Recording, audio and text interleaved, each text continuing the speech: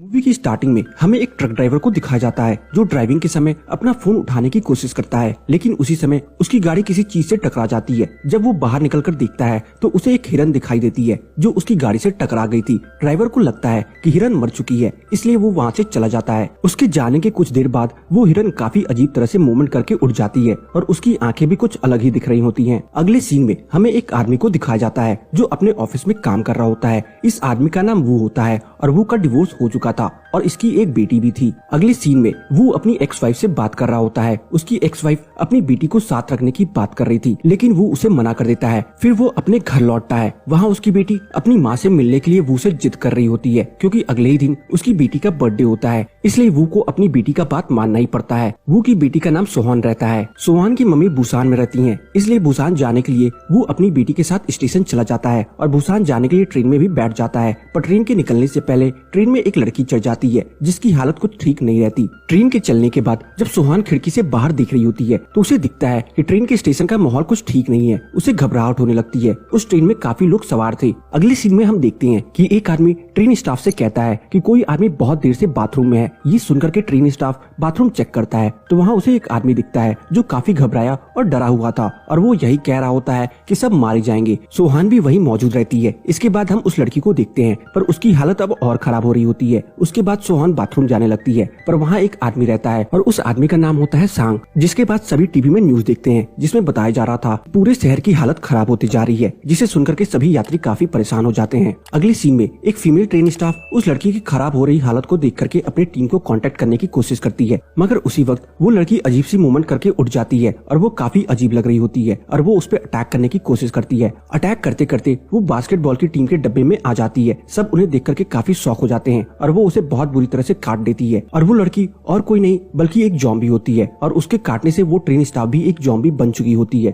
और वो दोनों अब मिलकर के वहाँ बैठे लोगों पे अटैक करते हैं और तभी सारे लोग अपनी जान बचाने के लिए दूसरे डब्बे में भाग रहे होते हैं, पर ज़ॉम्बी उनका पीछा नहीं छोड़ रहे होते। वो और लोगों को काटने लगती है और इसी तरह अब इनकी संख्या बढ़ती जा रही होती है। वो वहीं खड़ा होता है और काफी डर जाता है। वो सोहान को उठा करके वहाँ से भागने लगता है और ज़ॉम्बी उसे देख करके उसका पीछा करने लगते हैं। अगले सीन में सैंग ये सब देख करके हैरान होता है और उसकी बीबी भी वहीं होती है जिसका नाम संग होता है और वो प्रेग्नेंट होती है। तभी एक ज़ॉम्बी उन दोनों पर अटैक करने के लिए आ रहा होता है, लेकिन सैंग अपनी और अपनी पत्नी को बचा लेता है। उसकी बीबी काफी डरी हुई होती है। सैंग संग को जाने के लिए कहता है और फिर वो दोनों भाग के दूसरे डब्बे में पहुंच जाते हैं जहां सीकवू और बाकी के लोग मौजूद रहते हैं और सॉन्ग फिर ट्रेन के डब्बे का दरवाजा बंद कर देता है जिससे अब ज़ॉम्बी अंदर नहीं आ सकते और फिर वो दोनों उस दरवाजे को न्यूज़पेपर से कवर कर देते हैं ताकि ज़ॉम्बीज़ उन्हें ना देख सकें। वहाँ मौजूद सभी लोग काफी डरे हुए थे और उनके मन में यही सवाल था कि ये सब क्या और कैसे हो रहा है। और तभी वहाँ एक अनाउंसमेंट होती है कि जो कुछ भी ट्रेन में हो रहा है उस कारण ट्रेन अब स्टेशन में नहीं रुकने वाली। ये सुनकर के वहाँ सभी लोग घबरा जाते हैं। तभी यूनसो जो कि एक मतलबी आदमी होता है उसने कंट्रोल रूम को कांटेक्ट करके ट्रेन को स्टेशन में स्टॉप करने का ऑर्डर देता है। तब ट्रेन किसी पास के स्टेशन में रुकती है, मगर वहाँ का भी माहौल उनके लिए ठीक नहीं था क्योंकि वहाँ भी लोग एक एक करके ज़ॉम्बी बनते जा रहे थे और ये देख करके वो सब लोग और डर जाते हैं। अगली सीन में हम देखते हैं कि सभी लोग अपने फोन में न्यूज देख रहे होते हैं और उस न्यूज में ये भी बताया जा रहा होता है कि कैसे एक वायरस की वजह से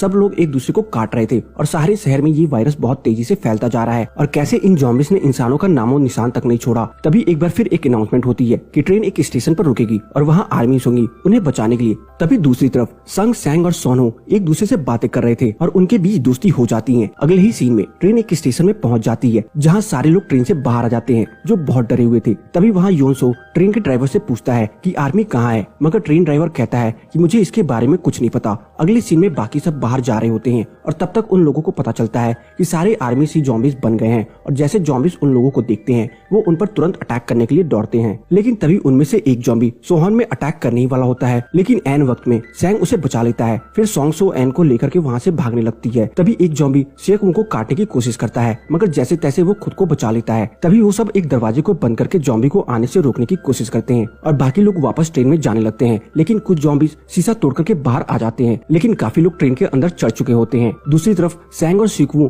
अभी भी उस दरवाजे को पकड़े हुए थे, लेकिन जॉम्बिस की संख्या ज्यादा होने के कारण दरवाजा टूट जाता है और वो लोग अपनी जान बचाने के लिए वहाँ से बहुत तेज भागते हैं। अगली सीन में योनसू एक स्टाफ पे दबाव डालने की कोशिश करता है और उसे जल्द से जल्द ट्रेन स्टार्ट करने का ऑर्डर देता है, और दूसरी तरफ सैंग और सीकवू दौड़ करके ट्रेन पर चढ़ जाते हैं, लेकिन सैंग छूट जाता है। उसके रास्ते में ढेर सारे जॉम्बिस आते हैं, लेकिन वो उनको मार करके सीकवू का हाथ पकड़ करके ट्रेन में चढ़ जाता है। अगले सीन में हम देखते हैं कि ट्रेन का ड्राइवर कंट्रोल रूम को फोन करता है और उनसे पूछता है कि क्या बुसान जा सकते हैं, तो उसे जवाब मिलता है हाँ बुसान सेफ है। दूसरी तरफ संग और सोवन जहाँ होते हैं वहाँ जॉम्बिस मौजूद रहते हैं जो उन पर अटैक करने की पूरी कोशिश करते हैं। अब सीन शिफ्ट होता है सैंग और सीकवू की तरफ, जहाँ सैंग संग से बात कर रहा होता है और वो उसे बताता है कि वो बाथरूम में है और उन्हें हेल्प चाहिए। ये सुनने के बाद सैंग और सीकवू डर जाते हैं और प्लान बनाते हैं कि कैसे अब उन्हें जॉम्बिस को हरा करके उनके पास जाना है। अगले सीन में वो सब जॉम्बिस से लड़ने के लिए आगे बढ़ते हैं और वो सब काफी बहादुरी से उन जॉम्बिस से लड़ रहे थे। तभी अचानक से ट्रेन किसी टनल में चली जाती है और ट्रेन में अब अंधेरा हो चुका था। अंधेरा हो जाने के कारण जॉम्बिस रुक जाते हैं और यही चीज वो नोटिस कर लेते हैं कि जॉम्बिस उन्हें अंधेरे में कुछ नहीं कर सकते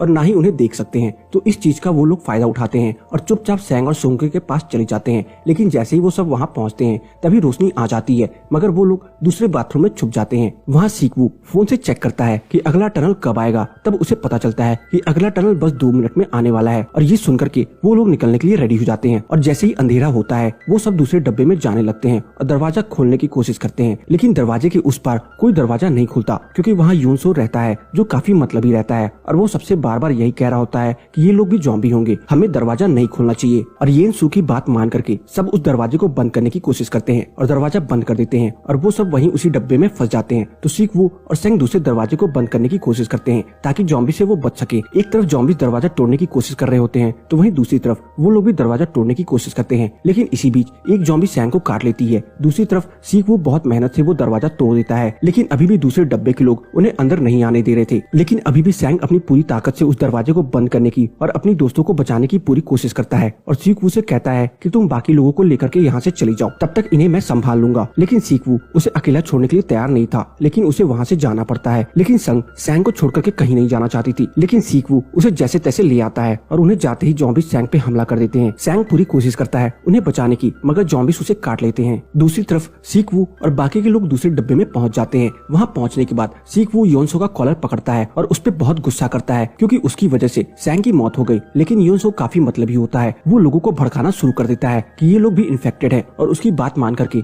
सारे लोग उन्हें दूसरे डब्बे में जाने के लिए कहते हैं। सीकवू और उसके साथ बाकी लोग दूसरे डब्बे में चले जाते हैं और उसे लॉक कर देते हैं। दूसरी तरफ एक औरत काफी उदास होती है क्योंकि उसकी बहन भी अब जॉम्बी बन चुकी थी, तो वो इमोशनल होकर के जॉम्बी वाला दरवाजा खोल देती है और जो लोग भी उस डब्बे में थे वो सब जॉम्बी बन जाते हैं और वही लोग बचते हैं जो दूसरे डब्बे में सीकवू के साथ होते हैं। ये सब देख करके वो लोग काफी डर जाते हैं और दूसरी तरफ ट्रेन अचानक से रुक जाती है क्योंकि आगे का रास्ता ब्लॉक होता है। सीन शिफ्ट होता है और यूनसू और एक और आदमी जो बच गए होते हैं वो दोनों बाथरूम में छिपे हुए होते हैं। अगले सीन में ड्राइवर सावधानी बरतते हुए दूसरी ट्रेन में चढ़ता है, लेकिन वहाँ भी जॉम्बिस होते हैं तो वो देख करके वो वहाँ से बाहर आ जाता है। दूसरी तरफ सीकवू और उसके साथ बाकी के लोग भी सावधानी बरतते हुए बाहर आ जाते हैं और तभी दूसरी तरफ ड्राइवर एक दूसरी ट्रेन को लेकर के वहाँ से निकलता है। सीन फिर से शिफ्ट होता है और यूनसू और उस आदमी में जो बाथरूम में फंसे हुए होते हैं और बाथरूम से निकलने की कोशिश करते हैं, लेकिन यूनसू अपने फायदे के लिए उस आदमी को जॉम्बिस के पास फेंक देता है ताकि उसका रास्ता साफ हो सके और वो वहाँ से भाग जाता है। दूसरी तरफ एक आग में लिपटी हुई ट्रेन एक दूसरे ट्रेन से टकरा जाती है, जिससे सीकवू और उसके साथ बाकी के लोग में से एक लड़का और एक लड़की अलग हो जाते हैं और वो दूसरी ट्रेन में चढ़ जाते हैं जहाँ योनसाओ भी आ जाता है और तभी वो उस लड़की को जॉम्बी के पास फेंक देता है, जिससे वो जॉम्बी उस लड़की को काट देते हैं और योनसाओ वहाँ से भाग जाता है। अब वो लड़की एक जॉम्बी बन जाती है और उसके साथ उस लड़के को भी काट देती है। सीन शिफ्ट होता है और सीकवू और साथ बाकी के लोग जो ट्रेन के खतरनाक एक्सीडेंट में बच जाते हैं वो अब उस ट्रेन के बीच में फंस जाते हैं। दूसरी तरफ वो ट्रेन ड्राइवर एक ट्रेन को लेकर के बचे हुए लोगों को लेने आ रहा होता है और वो देखता है योनसाओ जो उसकी तरफ आ रहा था, लेकिन वो गिर जाता है। उसकी मदद करने के लिए वो ट्रेन ड्राइवर उसके पास जाता है, मगर योनसाओ उसे भी जॉम्बिस की तरफ धक्का देकर के बच जाता है और ट्रेन ड्राइवर एक जॉम्बी बन जाता है। दूसरी तरफ ट्रेन में फंसे हुए सीकवू और उसके साथ बाकी लोग को एक हाइट दिखता है जिससे बचा जा सकता था,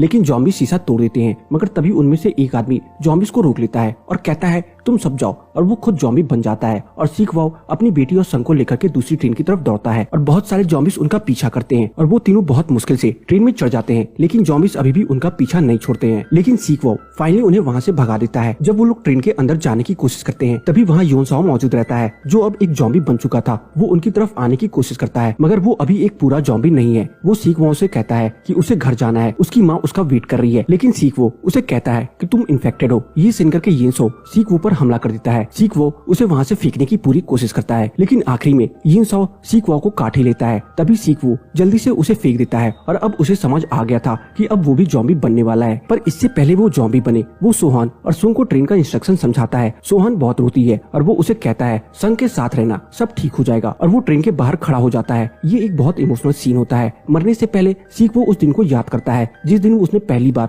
सोहान को गोद में उठाया था, और हम यहाँ देखते हैं कि सीक्वो ट्रेन से कूद करके अपनी जान दे देता है। संग और सोहान अब काफी दूर आ गए थे और अब सामने रास्ता बंद होता है, तो संग ट्रेन रोक देती है और सोहान को लेकर के बाहर आ जाती है और वो दोनों आगे बढ़ने लगते हैं। और वो दोनों काफी डरे हुए थे, सामने आर्मी फोर्स थी। वो सोहान और संग को देख करके उन्हें ज़ॉम्बी समझकर शूट करने ही वाले थे कि तभी सोहान गाना गाती है और ये गाना अपने पापा की याद में गा रही होती है। और गाना सुन करके आर्मी वाले समझ जाते हैं कि ये दोनों ठीक है और उन्हें बचा लेते हैं। और इसी के साथ ये मूवी यहीं पे खत्म हो जाती है। तो बस आज की इस वीडियो में इतना ही। आपको मेरी